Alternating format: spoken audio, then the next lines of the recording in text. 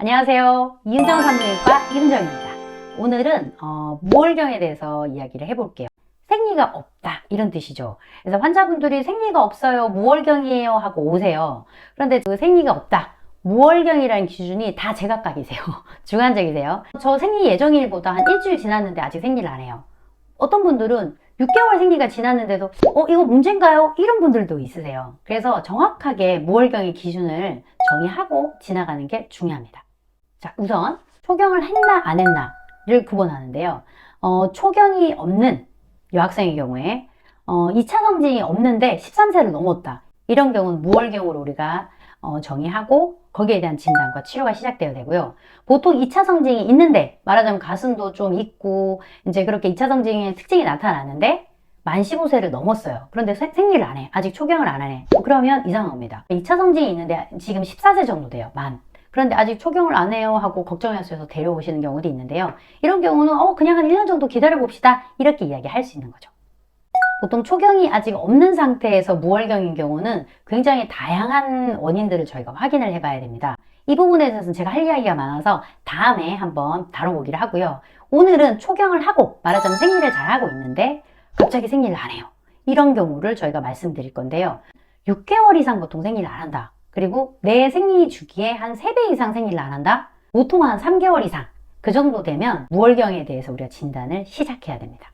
그럼 왜 무월경이 생길까? 무월경이 원인이 무엇일까?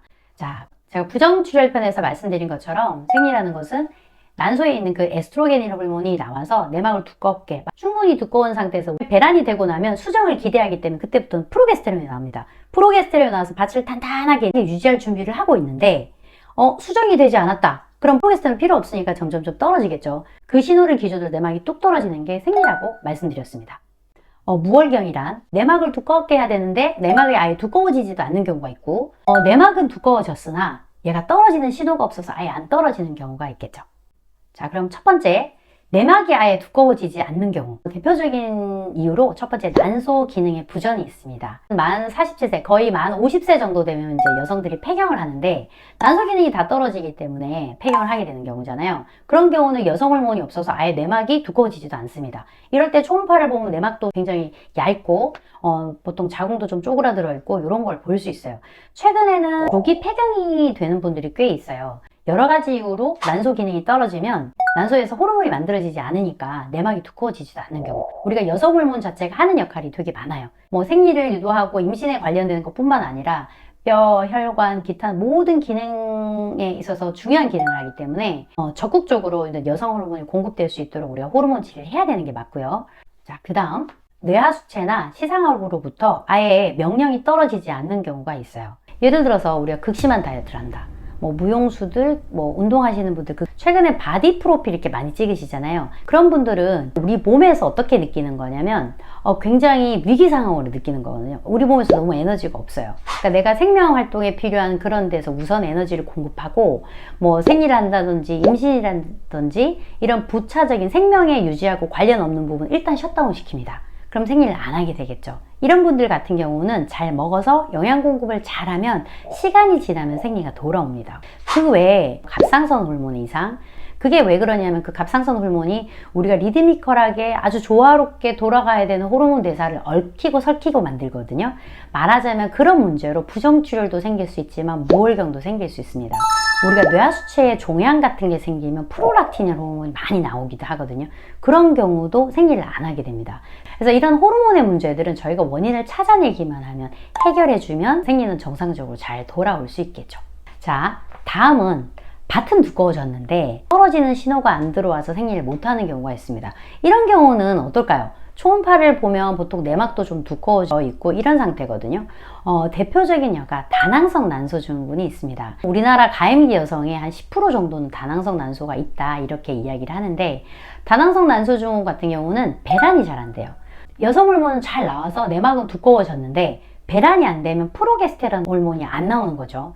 프로게스테론 호르몬이 나와서 그 호르몬이 떨어져야 그 신호로 생리가 탁 이루어지는 건데 프로게스테론 호르몬이 안 나오는 겁니다. 그럼 내막은 두꺼워진 상태로 계속 있겠죠. 이렇게 해서 무월경이 지속되기도 하고, 무월경이 오래 지속되다가 보면 내막이 두둑 떨어져서 부정출혈이 되기도 합니다. 그래서 이런 경우는 프로게스테론 신호만 들어가도 말하자면 배란을 잘 유도하기만 해도 생리를 할 수 있겠죠. 그러니까 여러분들께서 생리를 안 해요, 무월경이에요 이래서 산부인과를 갔더니 생리유도 주사 맞읍시다 이렇게 했는데 생리유도 주사 맞고 나서 한 며칠 있으면 생리를 해요. 프로게스테론 주사를 맞고 그 신호로 생리를 할 수 있는 거죠. 그래서 보통 무월경으로 병원에 오시면 첫 번째 임신 테스트를 하고 임신이 아니다, 3개월 정도 넘었다, 그러면 초음파를 보게 되죠. 무월경에는 굉장히 다양한 원인이 많습니다. 특히 호르몬의 원인이 많아서 피검사, 즉 호르몬 검사를 통해서 어떤 문제가 있는지 파악을 하고 원인을 찾으면 해결이 가능하겠죠. 그렇게 해결하시면 됩니다. 환자분들이 그러세요. 무월경 치료해야 되나요? 안 하니까 너무 좋은데요, 불편한 것도 없어요, 이런 분들이 있어요. 자, 근데 생각해보세요. 조기 폐경인 경우는 제가 말씀드린 것처럼 여성 호르몬의 기능이 되게 중요한 것들이 많아요. 실제적으로 여성 호르몬이 떨어지면 급속히 노화도 진행되고, 그래서 조기 폐경의 환자분은 반드시 내가 조기 폐경인지 알고 거기에 대해서 호르몬 치료 등을 꼭 하셔야 됩니다. 자, 그 다음에 예를 들어서 생리를 안 하는데 아까처럼 배란이 잘 안 돼서 내막은 두껍게 있고, 이런 경우는 일단은 부정출혈 같은 것도 잘 있을 수 있고요. 자, 내막이 자꾸 두꺼워지는 상태로 놔두면 어떻게 될까요? 내막은 계속 세포들이 쌓이고 이러면서 변형들이 일어나기 시작해요. 그러면 그 내막이 떨어졌어야 되는데 못 떨어지고 변형이 일어나기 시작하면 내막 증식증이 생깁니다. 내막 증식증들은 단계를 거쳐서 내막암이 되기도 하죠. 그렇기 때문에 생리는 적절하게 어떤 마지노선이 넘지 않는 한에서 생리를 하게 해주는 게 되게 중요합니다. 이런 분들이 있어요. 생리유도제를 쓰고 생리를 안 해요. 또 생리를 한번 하고 나서 선생님이 또 주사 맞고 나서요 3개월 지났는데 또 생리를 안 해요.